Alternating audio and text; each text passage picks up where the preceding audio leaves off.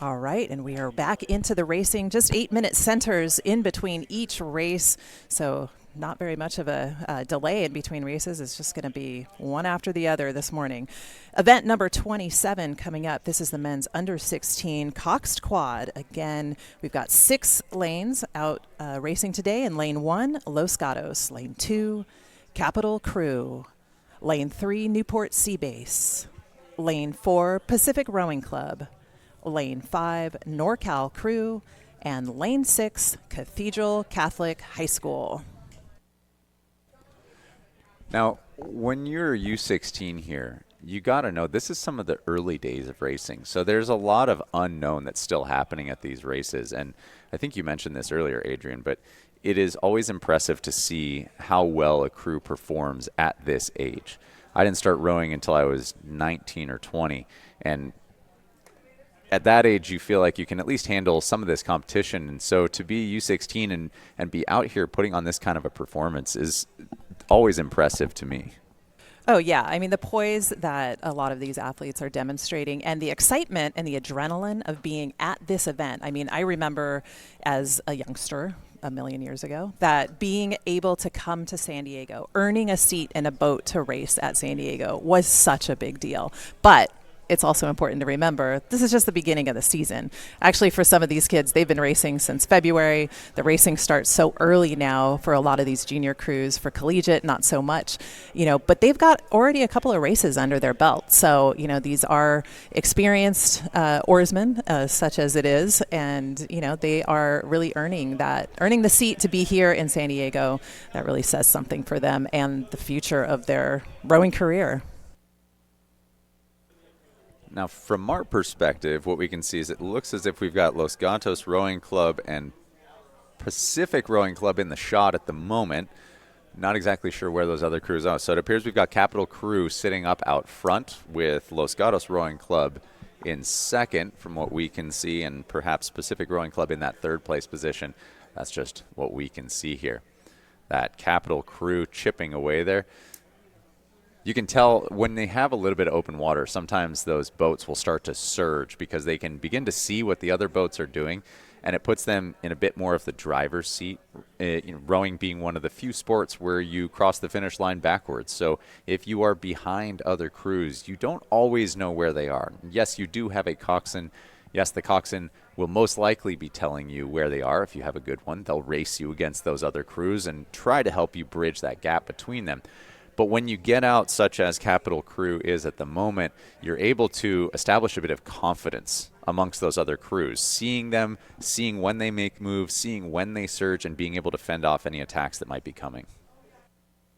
All right. In terms of placement, it does look like Capital right now with about a length and a half, almost 2 lengths of open water. Got them clocked at about 33 strokes a minute. They're a very tall boat for this under 16 age category, so maybe have a little bit of that size and strength advantage. But then along the shoreline, in that second place position, it's going to be Los Gatos, followed very closely by Pacific Rowing Club. Pacific Rowing Club rowing out of Lake Merced, right there south of San Francisco. Very storied program that has been in existence for quite some time. Very, very popular program within San Francisco for high school athletes. So always looking at Pacific to come up with a great performance.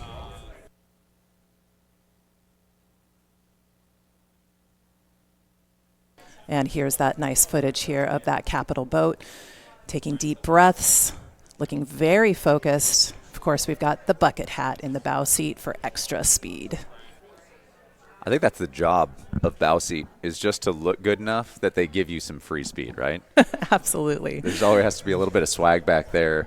It kind of comes with the territory. Anybody who ends up in bow seat just naturally takes on the personality of the bow seat position, which is that everybody else are the ones that you can see. So often you get to distribute the criticism throughout the boat because, of course, you're doing things perfectly from the back always.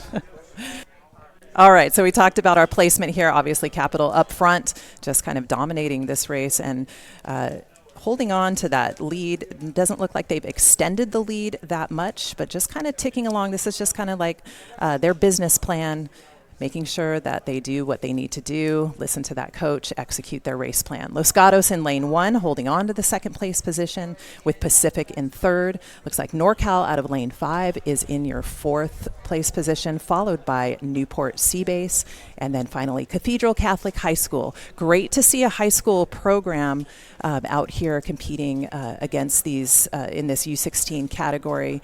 High school crews are few and far between, especially on the West Coast, but they have a little bit different of a season where they can look towards Scholastic Nationals. They can, of course, compete at the Youth National Championships at the end of the season, but that Scholastic Nationals is really a unique event where they're competing against other programs that are sponsored by their high schools. Yeah, out here on the West Coast, those are few and far between to find those school programs. People often wonder, how do you find rowing? And a lot of athletes actually find it in college just because, at least on the West Coast, you have juniors programs, but you need proximity to those programs to be able to find your way into them. And so having a high school program is a huge benefit to all the kids at those schools. Capital Crew here still holding that lead. Again, this just being a prelim, this is 4 lanes, and as is the case, it's always nice to be over in lane 1, and that just gives you that order, so you know that going into finals day you're going to have a better perspective on what the rest of the teams are doing. Capital definitely establishing some confidence for themselves here with that open water. Los Gatos Rowing Club looking like they are still sitting in that second place position.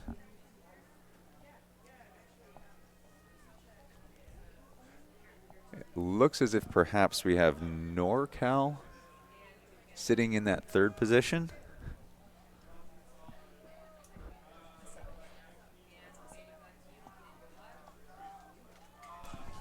Yeah, it's Pacific in 3rd place. That's where they've been for the majority of this race, just really holding tight to that Los Gatos boat. So looking forward to a great grand final tomorrow.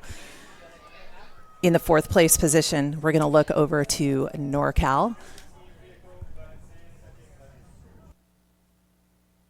And I'm actually going to take that back to Newport Seabase. So Newport Seabase having moved into that 4th place position, just slightly over NorCal, and then finally Cathedral Catholic in the far lane, lane 6, holding up that holding up the 6th place position, Cathedral Catholic. So Newport Seabase is your 4th place crew, having overtaken NorCal. NorCal now slipping into 5th.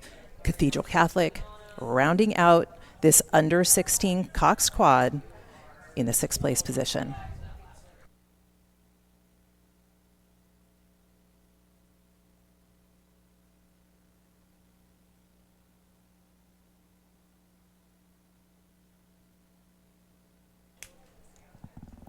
Our final crew of Cathedral Catholic here just making their way to that finish.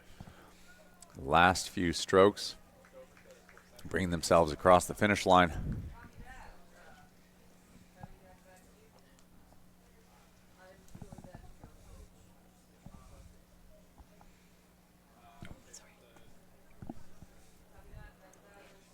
And here they come across the line. That is our final men's U16 Coxed Quad prelim. All right, and we're going to pick up the next race already in progress and just coming up to the bridge here in the women's under 17 quad. That is Marina Aquatic Center, Xavier Prep Crew, Texas Rowing Center, Cathedral Catholic High School, and then lane 5 NorCal Crew.